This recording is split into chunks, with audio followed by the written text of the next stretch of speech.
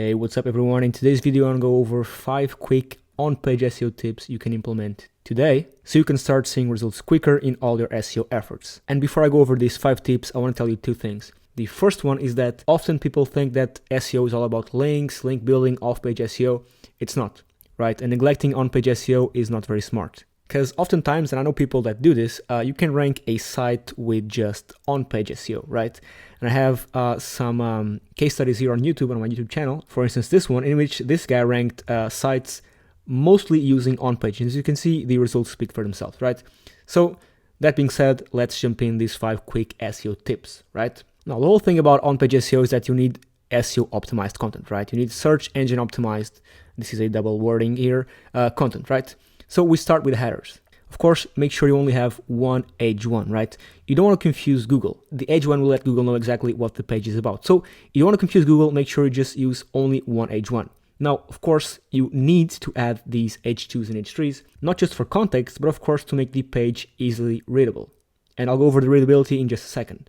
Now, the amount of each ones you should add, it of course will depend on the length of your content. So I can't really give you an exact number of each. Now, the headers, you want to make sure they're keyword rich, not keyword stuff, right? You don't want to have your exact match keyword in the H1, in all the H2s, in the H3s, even in H4s. So make sure that you take your primary keyword, build out long tail versions of it, create some variations, and include them like that in your H1s, H2s, and H3s, but don't blast them or stuff them into all of them, right? You don't always have to include or force include your keyword into all these headers, right? Make sure it looks natural. Don't keyword stuff, make them keyword rich. Now, another very important thing is readability, right? You don't want to make these huge big blocks of text because people will simply click off. And a great tool to help you with this is the Hemingway app, which is free. And basically, you paste in here your text and it lets you know if your sentence is too long, if you have a big block of text which is harder to read. For example, this one is harder to read, but if you just simply do it like this, it becomes a bit easier to read. Now, the sentence is still a bit too long, but again, this app helps you understand all this, and you can just simply paste your content here before you publish it to your site and address some of the recommendations this app gives you, because this is an app in which its main purpose is to give you a readability score, right? You want to make sure that the articles you're posting are easily digestible, easily readable, okay? Now, moving on. Now, of course, this is done through having a proper line length, line spacing, the font you use, the subheadings if you have several ones, if the content is breaking down, bullets, lists, images, all that, right? Which brings me to the visual content, right? If you solely just have text, that's not necessarily bad, but it's not good either, right? So you want to make sure you have images, of course, SEO optimized. I'm talking the alt text should be your keyword. Could be the exact match, could be also a description. You need also to, of course, have the description of the image.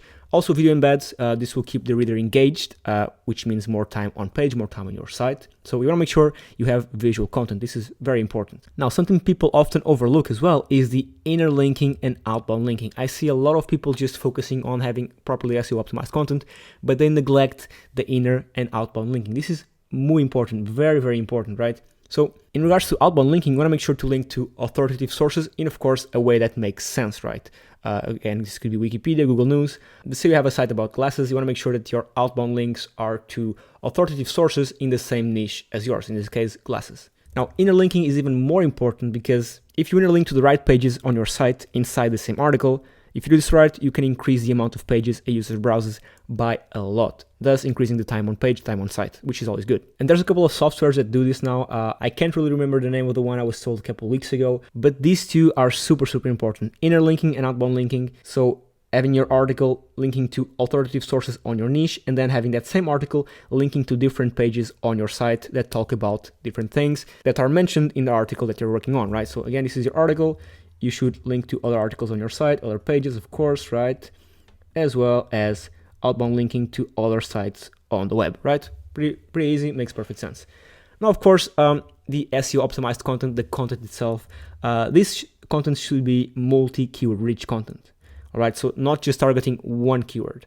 This worked like years ago, but now you want to make sure that the content you're writing is relevant to multiple keywords. So let's say that you're, for example, writing an article about coffee, right? And you want to rank for, I don't know, some keyword related to coffee. You want to make sure that your article mentions that main keyword, for example, black coffee. So you want to talk about the grain that's used to build the coffee, where the plantation is, what's the process of brewing the coffee, how do they pick the grains. So you want to make sure the page is relevant for multiple keywords, not just the one that you're targeting or just the one or two. Make sure the page is relevant for multiple keywords, again, not just one. This is very, very important. And some softwares that can help you out are, of course, Grammarly. If you don't know, this is a free software that you just basically paste in your text. It'll check for grammar errors. It also checks for readability, just like the Hemingway app, which is free, and Surfer SEO, which is an amazing tool. It is a paid tool, but it basically gives you a score of how your content is in regards to SEO optimization. Now, hopefully this helped. If you need help with hiring an SEO expert to do some on-page work for you, you should go to Vetted. Full transparency, this is the site I own, but there's a bunch of talented people here that write properly SEO optimized content. Bart here is an amazing professional. He'll give you properly SEO optimized, Surfer SEO optimized content. And this case study that I was just going over here, these results were achieved by him, mostly through properly on-page SEO optimized content. So give him a go if you need any content. Andrew as well is an amazing writer. So you have all your SEO needs here on Vetted. Even if you need links, I know this video is not about links, it's about on-page. But if you need content, SEO, properly optimized content and help, I mean, you can even click here a button and talk to an expert and basically pick their brain about all things SEO. Vetted is the place to go. Hopefully this helped. If it did, please give a like, subscribe, and I'll see you very, very soon. Cheers.